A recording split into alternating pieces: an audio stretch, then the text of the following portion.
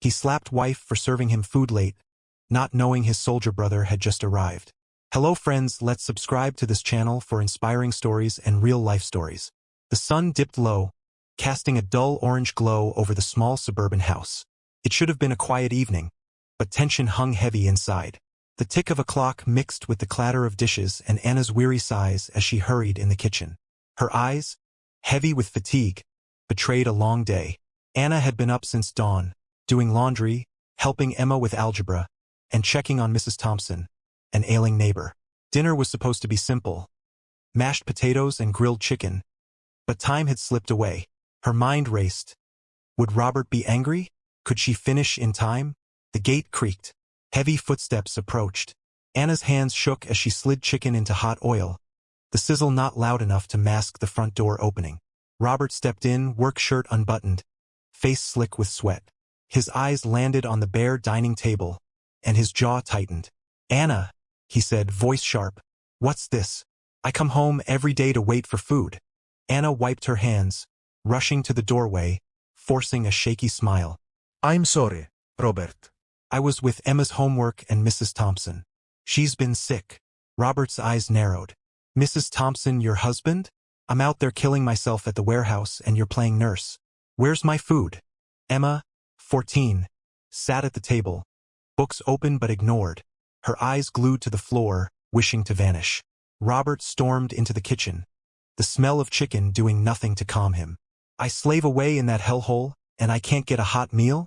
What do you do all day, Anna?" She clutched her apron like a shield. "It's almost done, Robert. Just a few minutes." He snatched the spatula from her. "Excuses. You don't respect me in this house." Silence fell. Emma's eyes widened, heart pounding. "I respect you," Anna whispered. "I just—" Before she could finish, Robert's hand flashed out, a sharp slap. Anna staggered, the spatula clattering to the floor. Emma screamed, leaping up. "Dad, stop. Leave her alone." Robert turned, rage twisting his face, but he stepped back, muttering, "This house won't break me. I'm not the fool." Anna stood frozen, tears brimming but held back for Emma's sake. Outside, a shadow paused at the gate. John, Robert's younger brother, in a dusty army uniform, stood still, duffel bag at his feet. He'd come to surprise his family after 3 years away, expecting laughter and warmth. But the slap, Emma's cry, and the bitter voices told him otherwise. His jaw clenched. He didn't open the gate. Not yet. Inside, Anna picked up the spatula, hands trembling. Emma rushed to her, eyes wet. "It's okay, Mom," she whispered. "I'll help. Don't cry." Anna managed a faint smile, hugging her daughter. "We'll be fine, love." Robert stomped to the living room, sank into his armchair, and turned on the TV, its blare failing to drown out the shame seeping into the walls. His anger faded, leaving regret tangled with pride. He wouldn't apologize. Not tonight. Anna finished dinner in silence, setting the table and calling Robert softly. He sat, Emma across from him, Anna beside.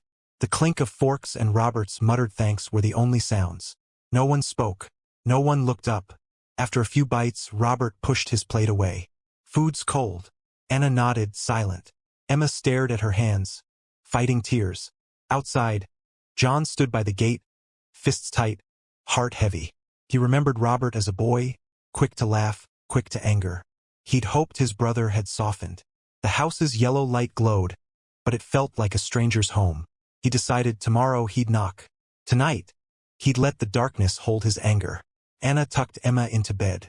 The girl clung to her, trembling. "Why does Dad yell so much?" Emma whispered. "Why did he hit you?" Anna stroked her hair. "Some people lose themselves when they're angry. Your dad's not always like this. He's tired." "It's not right," Emma said, voice breaking. Anna's tears fell. "No, it's not. But we'll stay strong, you and I. Things will change." She kissed Emma goodnight, wiped her eyes, and slipped into the hallway. Robert slept on the couch, TV flickering. Anna stared, remembering the man who'd promised her the world. Where was he? She cleaned the kitchen, sat at the table, and stared into the dark, praying for strength, for peace, for change. Outside, John walked away, boots crunching on gravel. Tomorrow would come. This wasn't a war of bullets, but one of family, respect, and love. It was far from over. Morning light crept into the house. Anna, already awake, set the table, her face swollen from tears. Emma lingered in her room, dreading her father. Robert woke last, stretching, seeing Anna's face. For a moment, remorse flickered, but pride buried it. He grabbed his phone, ignoring her. Anna set oatmeal before him. "Good morning," she said quietly. He didn't answer. Emma slipped into her seat, eyes down. The silence was thick. A sharp knock broke it. Robert frowned. "Who's that so early?" Anna wiped her hands and opened the door, freezing. John stood there, taller than she recalled, army uniform dusty, duffel bag at his feet. "John," she gasped. Emma's eyes lit up.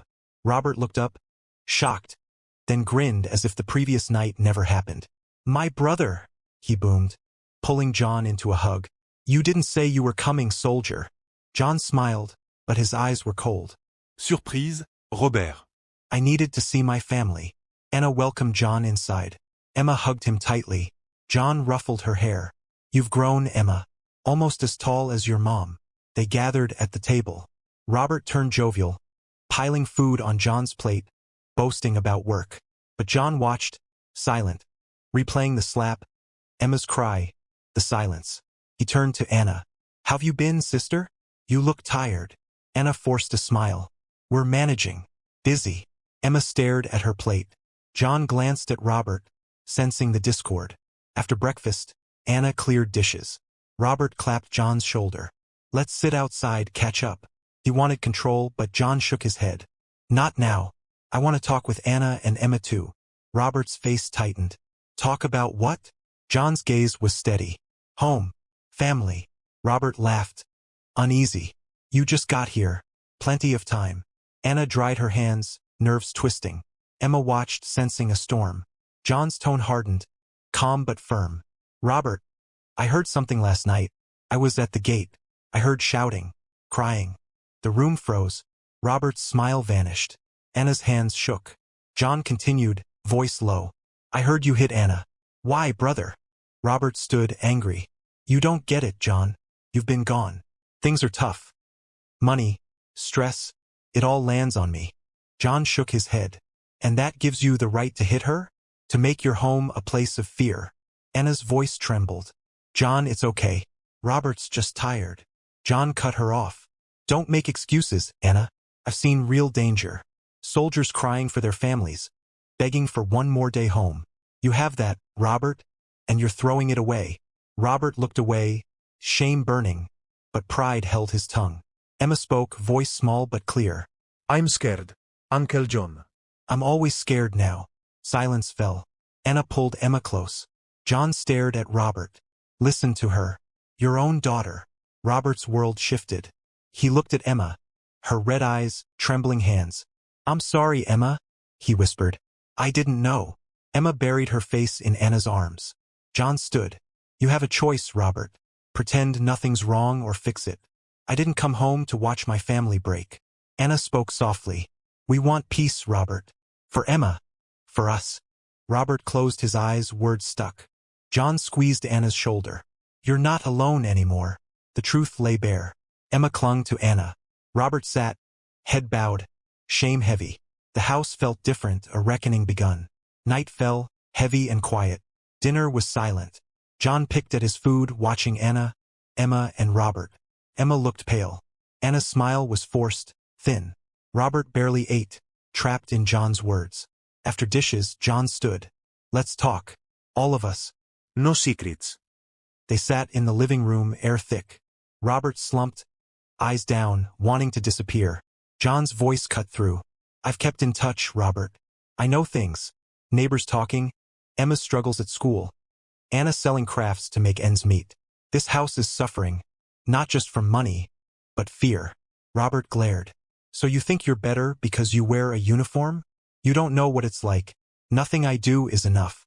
Anna's tears fell, but her voice held steady. "No one's against you, Robert. But we're scared.